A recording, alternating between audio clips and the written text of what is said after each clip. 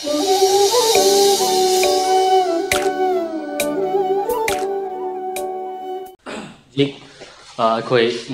sorry wahi tamin na bagi koi sorna matam mo hangdok pire koi yam harawe nasi amuk sorna yamna kayani koi bu kadai yauna koi ki punsi se koi ki handaki chahi ki theme da su hai ki bugumna koi si kadai yauna koi ki punsi se harauna ingthana koi ki punsi se ibungo mahak leiri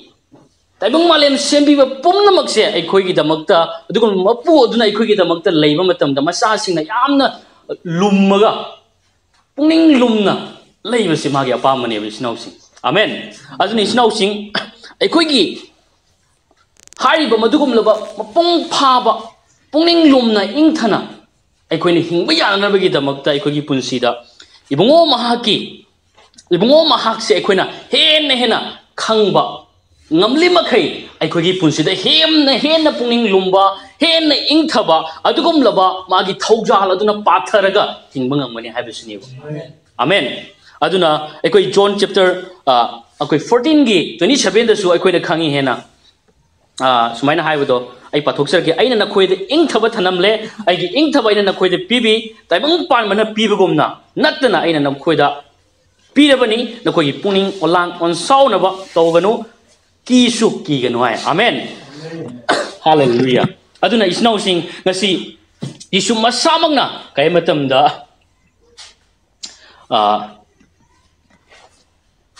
masamaki ingthaba adumak ngasi ai khoi da sina birambani amen aduna adugum laba ingthaba do kadai yona mamalai hai matam da hariba masamaki punsi do cross da Kallaba kanda hariba masamaki lan oiriba Yesu maki ingthabaduniba ngasi ekwida sinapirise amen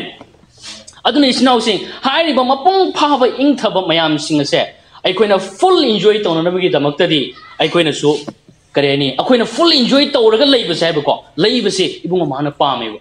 aduna akoina su Isaiah 26:3 da su aikoina paraga ni khangani nahangna mapung phana ingthaba thambigani hai aduna hariba mapung phaba ingthabado madumang ngasidi cross ta Yesu Christ masamak sibiraga masamaki ingthaba mapung phaba do ngasi ko pibirabane amen hariba mapung phaba harauba ingthaba pungning lumba punsi se yamna lummaga jenbina jenau sina jenbigi mathada lumna pungning lumna kiningai litna leibdo adugi mong da haitai akoi se yamna lumna leiba yana na bagi tamakta nasi ihan hamada khoi gi mathau tar si sinau sing akoi gi second Peter gi 1:2 da haibagumna isorbu amasung ai khoi gi ibungo ji subo khangmagi mapana thaujan amasung ingthawan na khoi da yam khat hanbi sanwai amen aduna khwaidagi maru oise haiba blessing mayam haiba ji sumaki ingthabase full enjoy tawraga khoi na hingba ngamdori se kanai matamda akoi ibungo mahaku khangma mathau tareba amen Jesu hena khangli makai ibungo mahaki ingthaba amadi maki thoujala do aikoi every area akoi amamba asonba aikoi adugum laba area khuding mak singsiga multiply dawni hairibo hallelujah marang kahin bigani hairibo thalhan bigani hairibo amen aduna isnau sing adugi matang do jiki khangba haibagi matang du da yamna point ama lei kai matamda Yisubu khangba gi mapana haiba wahi chu kuin u phangi siga khangba haiba se ta sengna kari akoi Greek ta sigi wahan thok se urakpa matam dadi khangba bi chumna Yisubu khangbo da na ta bai tai accurate oina mapung phana ma se khangba sini bo adugi matam dai lakto kitang khangbu do nati khara khangba da su ja di hai tai mapung phana koina imo ma habu khangi ba makai hai tai aikoi punsida adugum la ibo ma ki wasak pi ba madugi ingthaba adugum la promise mayam singa do ngasi karam ingthaba no salom haiba adugum la salom adugum la yam pangal leiba icham chamanati ishor ma samaki oiba salom aduna aikoi asom khuding makta minsallaga aikoi punsi se yamna marang kaiba harauba ingthaba singa duna pung than thalaga hingma ngangmadoribni ba amen aduni isnau sing aikoi introduction ni ko aino jita haido ko aduna aina haijening bududi akoi hojik akoi aduna adugum do aduna akoi hena masi shorgi wahai do koi khorang minasi ibungo mahaku he na khorang jasi haibasini ko amen aduna koi gi nasi aina point mari khak thorang tawjai aduna point mari do koi pungning sangna koi tamina na ba thorang tawsi matam jam lojoroi adubu matam se koi khadi sang loba jaga train khali matam se lei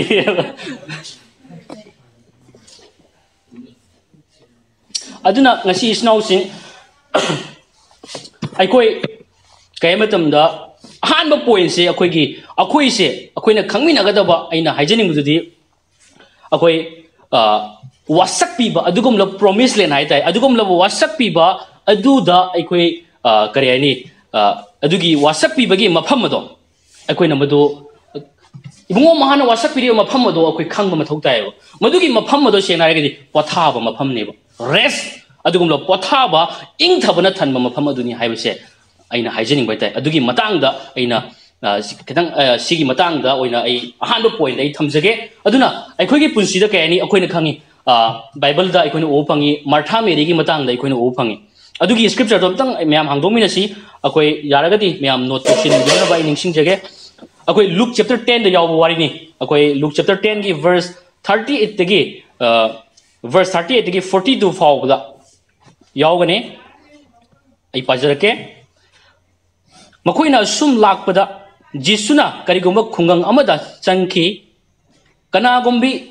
martha ko winupi amana mahakpu taram na mayumda koksinjare maki manaw nupi meri ko bi ama lerami mahak asina jisugi makhong maya da phamduna mahaki wa munna tarami hai amen aduna masida aina uhanjini me point se kene matamda jisugi makhong maya da phamduna mahaki wa munna tarami hai aduna ishorgi wa tabase taba khaktana yadriba akhoigi leiriba position ju khangba taiba phamduna meriduna yamna restful oina phammaga position ama semaga magi wadu taiba adugumna ngasi akoina pangta tabagi mong natabida akoina su aikoigi punsi se kareni akoi ishorgi wahi taba matamdu oirasu akoina phajana aikoina kareni akoi se ihan hanba priority se ishorgi wahi ni ishorgi wahi sigi mapandagi punamak laktori bani aduna aikoi gi punsida ngasai haiba mayam singado ishorgi wahi haibadi yesubu khangba sidagi loina laktori bani abse masida aikoina mifam tham yarega yamna akoi gi kereni merina takhiba adugumna haibadai magi masi aduna tawriba oina thausa dabida mani importance to tabudu do oina pirami adusu yamna pothana chaning chakhoi tana chaning sia tana hai tai ko mana tabagi gino duni bako akoi thajabagi punsi da su akoi thajabagi punsi akoina hingbagi mongse yamna restful oina hingbam thoi hai bisini bako yamna pothana hingam thoi maramdi ngasi akoina hingibase new covenant anobu waleb na ba adugum laba ngasi aduda lairibani anu walebna ba haibadi haiba adugumna pothabagi haiba promise lena do maduda ekoi changna lairibani haibase madu ekoi ningsing minasiu amen ekoi hebrew da su uphangi hebrew chapter 4 gi verse 11 da sumaina hai maram maduna thajadabagi pandam matung induna kana amatna tudana na ba ekoina pothabaduda changna ba puning changna khona se adu siga uphang base pothabaduda changnaba pungning changna khona se habisnibo aduna Yesu Krishna Calvary cross ta ngasi complete mapung phaba thabok to ngasi tawkhre maram aduna ngasi ai khoida hai pothaba marang kai bodo ngasi akhoida ibungo mahangna pibirabani habisnibo asengba pothaba punsi do adu ai khoida ngasi ibungo mahana already ngasi ai khoida pikhrabanibo aduna sigi posi akoi khangsibo sengna ai khoi khangba athau tai aduna akoina pothabadu da makoina changkhidabagi maramdo kenai matamda akoina Hebrew 4 gi mathaki kedo da verse 2 da so akoina o phangani ba kenai matamda ramdi makoida apho sandok khibagum aikoina su apho sandok pire adu makoina ta khiba wahe do makoina kanaba purakhide maramdi madu tariba makoina thazbaga loina tade aduna tawa matamda mix tawde abi thajabaga loina makoina tade adugi maramna ngasi haiba moi promised land ishorna koida pothabagi piningiba punsi ado mokoina phangkhide haibisini buko aduna mado mokoina thajadabagi maramnani aduna ngasi aikoina khangmina ba jawdudi ngasi aikoida pothaba leitraba ngasi aikoida pothaba leita matamda ngasi aikoi thajadi haibisi khangmina si ngasi aikoi numain pothana leiribra ingthana isorgi promise adu ngajaraga ingthabaduna thallaga leiribra natara langtangna bana thallaga leiribra langtangna bana thallaga leitaragadi ngasi aikoi thajadi haibani ngasi naha ingthana leiribra madu nang thajana leiraba misakni haibise madu khangbi haibisni amen aduna tonganganna koi thajana badu nate aikoi da jisu makki salom adu mai koi da leirabani amen aduna aikoi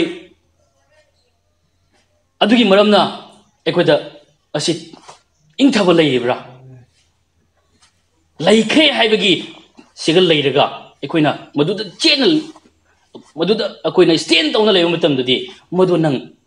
thajaba aduda leirabani nang thajadaba leitre nang promise le aduda leirabani haibisneba amen hallelujah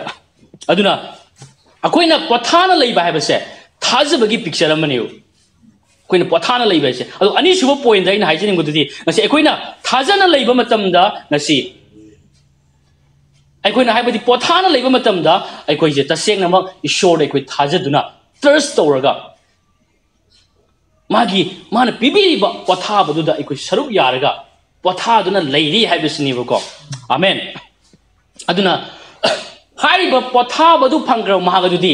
pothabaduda haiba promise len aduda madugi lam adudadi adugum laba marang kaiba ishorna thorang tawna thamkhrabani marang kaiba punsido yamna maduda leikhra mahagadudi yamna fruitful oiraga hingba punsido soidana oigani amen aduna adugum laba akoigi langtaknaba adidi akoigi chokthaba adugum laba amata leitana akoigi punsida adugum laba yamna hathu ba natana ai ke tawdurige kai urakadage haibagi pakhatpa thukatpa amata yaudana mahagi punsido yamna mahi yalaga hingbado soidana oigani amen mamonda kareni ai jisu christagi mapandagi aingonda ngasidi wathhabado leire wathaba leirana bai thajage nate ai already aingonda leikre ai thajakraba misak amani aingonda thajabadu leire haibisini bakoina leidoje amuk tongana pothaba leirana ba thajadragadi amuk wagani adu thajana nabu honasi thajadragadi upai leiti haibido adugi poto natebo amen aduna aikoigi punsida madugum laba aikoigi kariani akoi John 15 gi 5 to suji su Krishna aikoigi punsida aingonda layu aduga nakoi mahi angani aidi angur pambini nakoi di masani hai ai yaudna nakoi na kresu to bangam de hai ko aduna ibungo mangonda aikoina mifam thangma matamda aikoi ibungo mangonda yengjari ngai aikoi adugum laba wathabudu leiribani ibungo da yengjari ngai akoi mapong phaba thajabdo aikoi leirabani akoi aduna ibungo mangonda aikoina yengjaba matamda aikoigi punsida nasidi yamna mahiyanba adugum laba aingonda tatna aingonda leiriba mahagado mahi jangani mahi pananabagi mahi yanabagi damakta nasi aikoi si ishona khandokhrabani amen aduna every aikoigi tongan bai koigi tawriba thabak sinpham amadi aikoigi mayama aikoigi every darkar leiba punsida miyebagi punsida sangliba darkar leiba khudingmak asida isnausin aikoi ibungo mahagna kareni adugi potuda aikoina kareni hena mifam thamaga langtaknaraga akoigi yamna langtaknadana adugdo phangnaba tanbagi wakhanda pungning wana leibodo madu aikoi tawroisi maramdi ibungo mahakto aduda yengjeringai akoigi punsida thaujal amasung ingthabuduna multiply haibadi mayamduna aikoigi punsida hengalanggani jamthokhanbigani haibisinibo amen hallelujah aduna aikoi saigi wari domta jengminasi aikoi lukki aikoi marthagi matang do aikoi Luke chapter 10 verse 40 damtang laksi asida hai adubu martha di thabak yaman bana mapukning irang langlammi mahangna jisu gi manak to laklaga hai ki ibungo aigi inaw nupina ithanta thogal tawna ba thanamle हाइबा नहांगना खंगबिद्रब्रा मरम अदुना आइबु इतेंग पांगबिनबा मंगोंदा हाइबि वाइना सिगाय यो Martha दुगी इमुंगदा Laiba guest तो इकाई खुमनबदा मतिक चाबा सर्गगी निंगथौदुने हबा चंगैसे को सर्गगी निंगथौ सर्ग माले मसिगी निंगथौ अदुगो मपु अदुनि चंगैसे अदु माना करे मतमदा मागी रेस्पॉन्स है यामना वेलकम तौदना ngसागी मेरी गुमना चेप्थरगा मंगोंदगी ब्लेसिंग दो लहोबगी मंगोंदगी सप्लाई सिंग लाइना रिसीव तहोबगी महुत्ता मान ओइना पिजननबगी दमकते बिजी ओइख्रेबा ताइबंग माले सेबी मपुदो मान ओइना थाकबगी होनागरे यम खनजम यो ओना दैनबनि बो तौरजेको अदुना अखोगी पुंसिदसु अइना सिगी मतंगदा इहाना नाइजनिंगबुदुदि अखोई ईश्वर पेलननबो होनरुइसि ईश्वरदी जीसुना क्रॉस तौबिखिबदुगी मरमना कटपिखिबदुगी मरमना तोंगान तोंगान मनम नुंसिबदो अखोई ब्रदर चिंगै नाइबदो तोंगान अखोई लेहावगी मनम अदुगी हाइदि मनम से तोंगान तोंगान याम नुंसिबा मनम अमगुमना माना अखोइसे मागी मफमदा इराटपुर ओइना कल्लगा लैरिबनी याम नुंसिबा अमगुमना अखोइसे लौशनबिरी मनम नुंसिबा अमगुमना अखोइसे ngasi माना एक्सेप्ट तौबिरी हाइबसिनिबको अदुना अखोई एक्सेप्ट तौबिरनबगी दमकता अमुक प्रभु पेलननबगी दम आइना दो तौरगा प्रभु पेलकनी ईश्वर पेलननब पोसे अखोई मसी तौमिनरसी ममदी मार्थाना तौगिबदो यीशु क्रिस्टना पेनखिदेव आमेन अदुना मसीदगी अखोइना खंगमिनब याबा पॉइंट से सुमाइना हाय अखोई इबुंगो अखोई वर्स लुकी 10 की 40 हुजिकी दुदा सुमाइना हाय मार्थाना हाइबसे इबुंगो आइगी इनाउ नुपीना इथंत थौगल तौनबा थनमले हाइबा नहांगना खंगबिद्रब्रा हाइबसिनेबको हाइबदी मार्था से मा सावरेबा माई मनाउ नुपीदो मागी मनाक्ता मतेंग पांगबिनबा लाक्ते खोते हाइबसी अदुना मासे यामना सावबगी मरमना करेनी मासे मनाउ नुपीदा करेनी यीशु ख्रिस्टदा मनाउ नुपीसे कई थाबिरक्त्रिनो हाइना यीशु याउना ब्लेम तौबा हाइताइबको हाइदी मार्थाना तौरिसेको सेंगना हारगदी कई मतलब अदुगुम नंगसी अखोइगी पुंसिदसु कई मतमदा अखोइदा मयामा मार्थादुना लांगतकनरिबा अदुदी अवाबा अदुदी माने बिजी ओइरिबा मसागी कनो तौरगा आदि माने ईश्वर पेलहननबगी दमकता मागी पुंसिदा अदुदी अदुत नतना करेनी कयाइसिगे अदुगुम लबा करेनी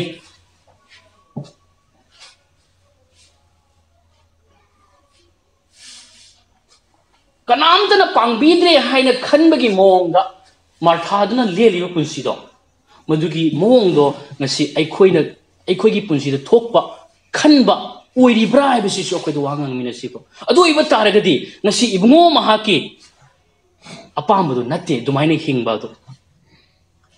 अखोइना लांगतंगरगा मार्था दुमाइना लैबदो इबुंगो महाकी अपाम सुमनते सिगी हौगलप बर्स ता हाइबदो कई मतमदा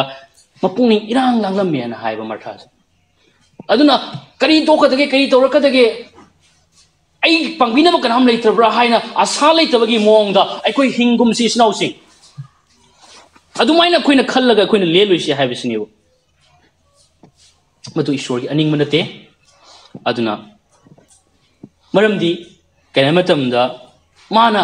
मार्थादुना यामना इबुंगोदो पिजननबगी दमकता माना वारमिबा मयामसिंगदो माना खंगदबदी कनामतमदा मसिगी इबुंगोसे हारिबा तल मंगा अमदी nga anina mi lising manga gi mathakta manga pijakhiba nupi ngang tharagadi lising tara ni bo adugi mathakta pijakhiba ibungo duni haibase mana khangdabagi maramnani adu akhoi dugi verse adum isaloge jai John 6:1-14 da 1 dagi 14 da jauna ekoin u phangi aduna akhoi adugi mapudu dagi loin langturimni aduna akhoi na kayani अखोइना ओइना पिननबा अखोइना ओइना achieve तौननबा अखोइना ओइना माइ पांगनबा अखोइना पंखन खंजलगा अखोगी पुंसी से करेनी अदुगी मोंगदा लेबगी महुत्ता ngasi मसिदगी तमजबा याबा मन केनम ngasi पॉइंट सिदगी ngasi अखोइ अदुगी मोंगदा लेतारगदी ngasi ईश्वरना पामदु मदु नते मंगोंदा चेंसलगा ngasi mangodagi oina madugum marang kai punsi du thallaga hingba ingthabaduna thallaga hingba asi magi apamani amen aduna akoi kareni ishorgi chingbi badu da leiba mahagadudi akoi Isaiah 55 ki 12 su koina u phangi Isaiah 55 ki 12 da maramdi makoina harauna chathok kani nakoibu ingthana puthokpi gani magi punsi do yamna harauna ingthana len gani magi punsi do amen aduna ishorna chingbi basidi ishorgi chingbi bada leiba mahagado yamna peaceful oina hingani charang khoirang naba yan men ta do mong da matha pangsa sarga punging pongwa da waraga kahing da hingwai ba punsi do amen aduna ikhugi punsi da asugum laba awa ba langtak na ba adugum laba khoirang khoisaw na ba adugum laba puning hantharaga choktharaga lairak matam da khoina khanga da badi madu ibungo mahaki thawai na singbi bada leiti ha bese koi dising na sibo ibungo mahaki thawai na singbi bada leiba mahaga dudi yamna ingthaba harawa dum thangani thamoi da peace hai do leigane amen aduna Yesu Kristna haibirami aigi ingthabado nangonda pirabne icham chamba tayong panbagi ingthabado nati snausing masi yamna khoina munna khangmina bam changi icham chamba ingthaba nati aina suhanjana jana haikre aduna magi maral dumangni ba khoida pirami ingthabase aduna nasi tayong panna khali asugum laba problem asugum laba awana atraga asigi akoina kali asigi samasya asigi se loi khradi se tawthokhradi sigi se landthokhradi ai ingthabala ani ai harawrani haina ngasai gi polum puraga len bai tai punsi do adu ngasi aina haijening budi kai matam da ai koi hojik se ai koi harawna ingthana leigado matam duni haibasini ba maramdi jesuna piri ba ingthabase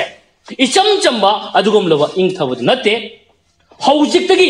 any situation lakpa any problem singdugi marakta problem singdugi mayaida problem singdugi marakta akoi ngasi harawna leiba ngamba madugum laba ingthabaduni ba akoi pise amen aduna haibadi problem singduna akoi da effect amata ohenba yaroi da ba ibungo mahaki salom aduna maram orega problem sing adu phawba tan thokpa ngak thokpa ngamba adugum laba salom aduni ba akoi pise amen hallelujah aduna icham chamba ingthabanate aduna tayong panbagi oiba ingthabadu nattena isuna harisni buko amen aduna ikoi kayani mayam ikoi oji awana problem mayam thengrar ko matam da ikoi na madu khangadabadi ikoi madugi matam aduda mayam ikoi da lakpa taraga su jisugi ingthabadu leire engonda aduna madugi oiriba phibam changeng problem mayam sing aduna aingonda leiriba ingthabase move toba ngamura habase maduda ikoi khangminagadabani maduda ikoi thajaminagadabani habasini aikoina peace haiba waise Greek ta shalom haibase aikoina u phangi aduna aikoigi masigi shalom se icham chamba wakhan pungning se ingthabadu khakta natebo apung phaba naada yektaba hakchang phaba chaukhatba punamak sina thanba adugum laba shalom nebo amen yamna chawiba ingthaba keno se peace haiba se jisuna piramba ingthaba se yamna powerful laiba pangal laiba yamna chawba adugum laba ingthabani haiba siniba aduna Yesu Kristagi punsida ana ayek amata yaukhidaba langtang naba amata lekhidi Yesu langtang nakhibra langtang nakhidebo ko aduna Yesu Krist yamna magi chahi ahum makhai torma ministry do tayong pansi ngasi ma dumaina tawba leitebo aduna adugum labagi punsido mana hingki yamna restful loiba langtak na suyaw yaw do punsido mana hingki hatu tawdaba punsido mana lenki bako amen aduna madumaki ingthabado ngasi chammana ba ingthabado ni ngasi mamaki duniya ba akhoi ngasi sinabirise amen hallelujah aduna akhoi ahum suba point da ina ahum suba point di ngasi akhoi ishorna ngasi piriba thaujal se kare ni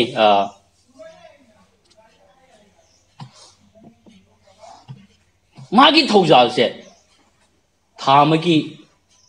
matungi nataba mamangi nataba hayengi nataba ngasi gi haibisini bako anna akoi ngasi gi ni mane ko bibiri bas aduna hayengi damakta akoi langtang naruisi snausing akoi na tongan langtang na dana tension tawduna nasai gi martha gumna nasai gi पिजननबा वारकद्रा मासे मतोम तो ओइरब्रा पांगबिनबा लेत्रब्रा आइना ngसाई मा मतोम नाइतोम ताबगी वाखन पवादा वादना सरang nadana hingba punsi do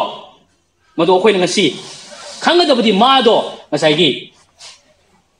ishona ngasi piriba ngasi haiba numise akoina khanggadabadi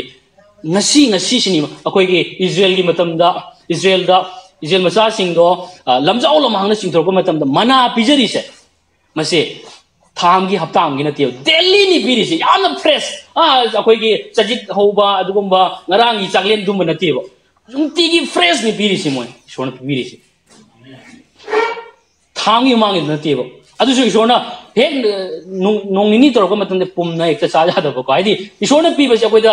chak lu khak to bi ning de ko seng na ai ga di ko yamna fresh o blessing do nungtigi nungti khuding gi mana akoina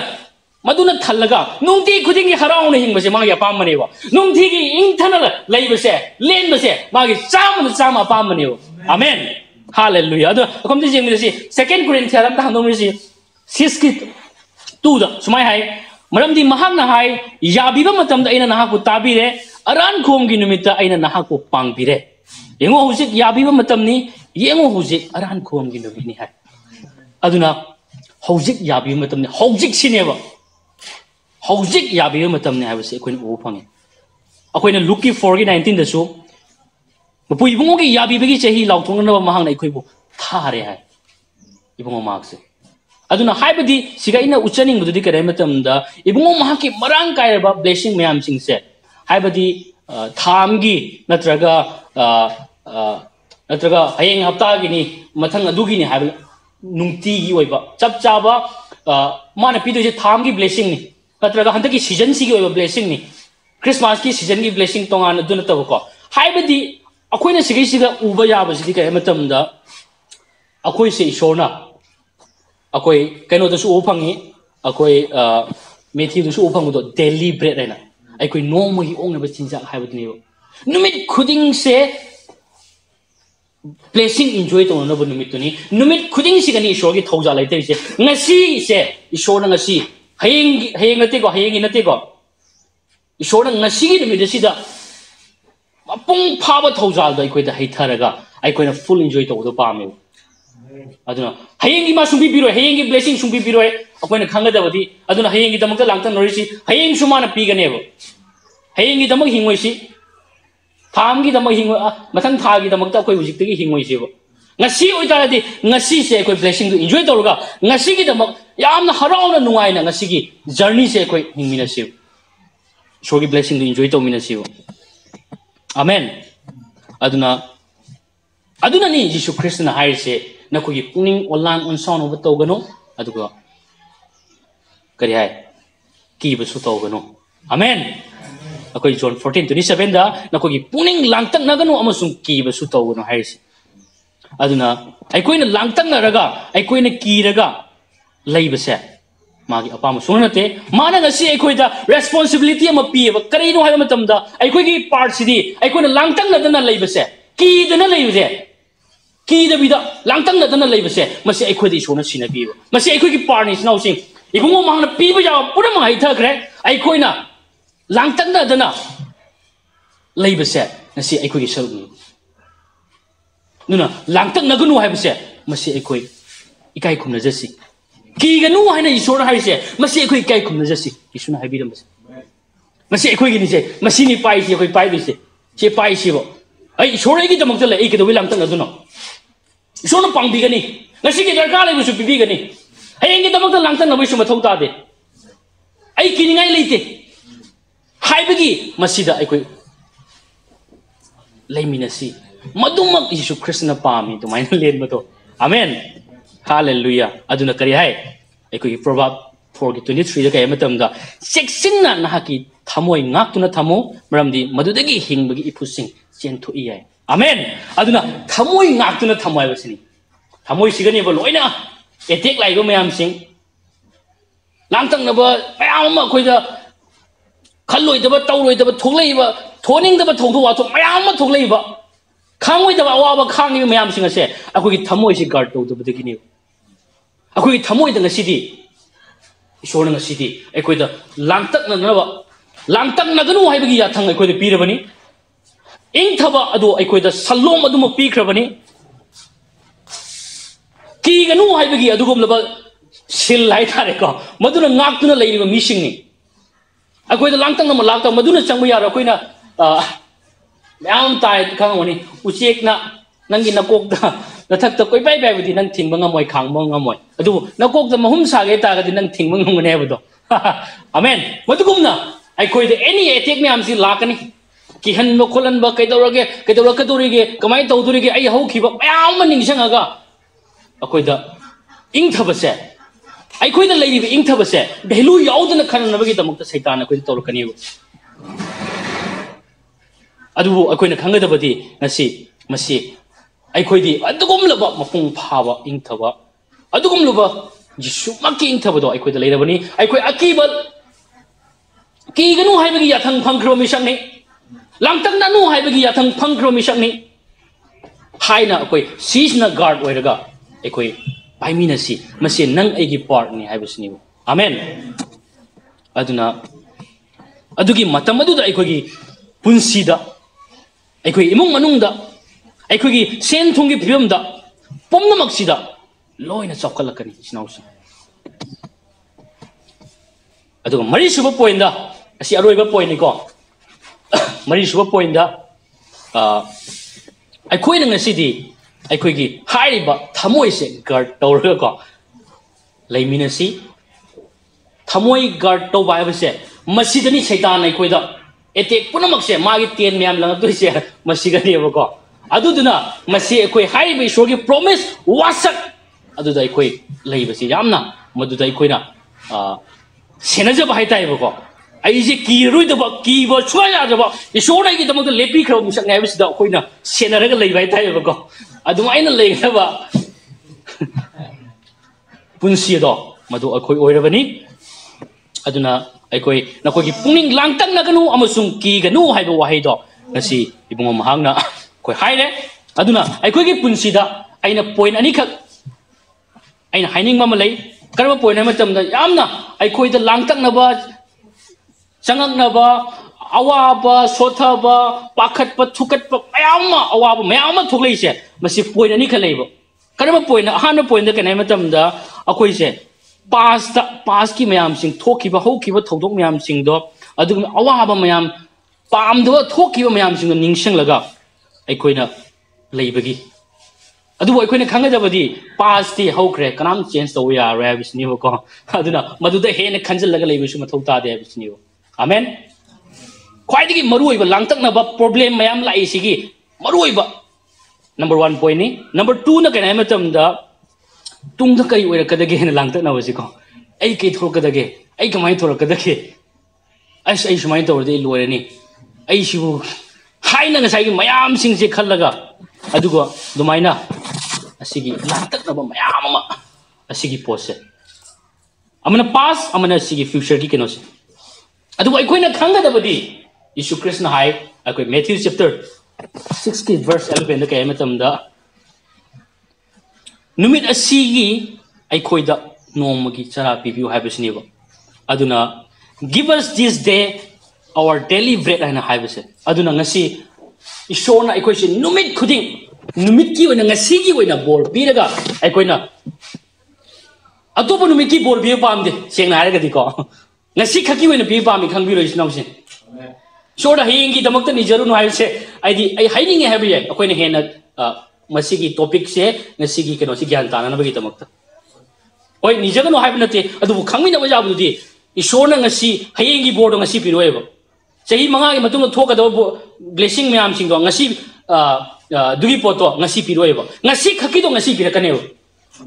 adu no akoi ngasi de hingmina se hojik ta hingmina se hai present oi ba hojiki kano sida ko hingmina se habisne ko amen hallelujah aduna snow sing yabi ba matam je have asaba matam do hojik ni haibodo modo hojik sida ai koi hingmina si aduna ai koi future gi damakta ai koi pungning warosi ibungo mahangna ngasi mak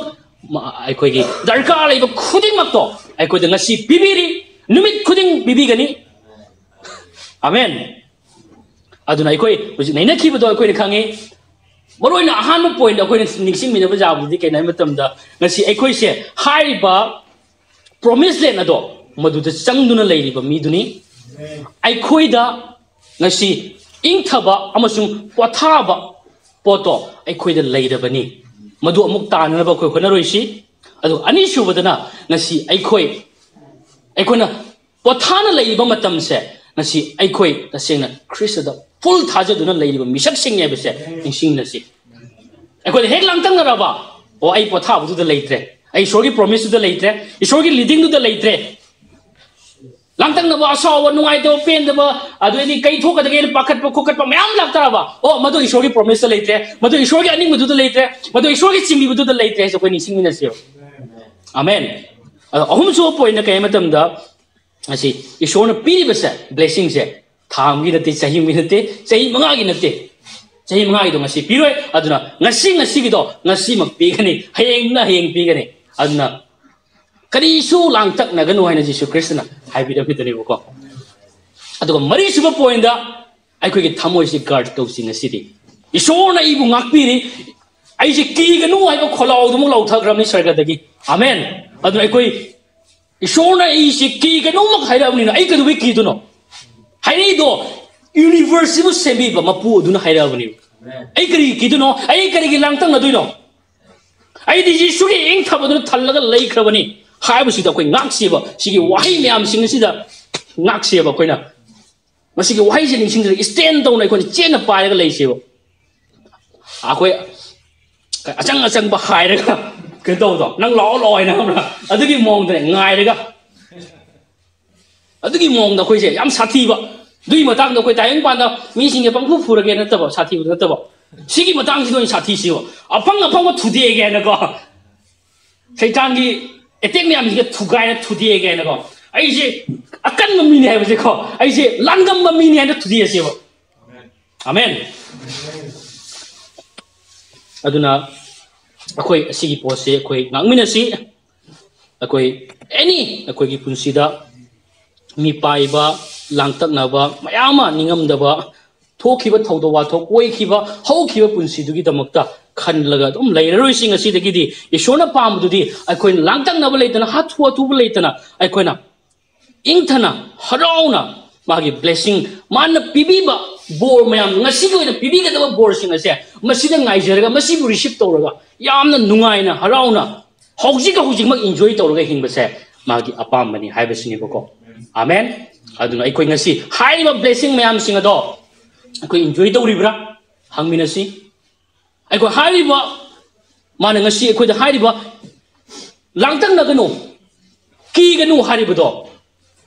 ikoi langtak na ribra ikoi ki ribra haiba se ningsing mina se tamina kro wai singa se koi mayam gi tam bor gi masa boy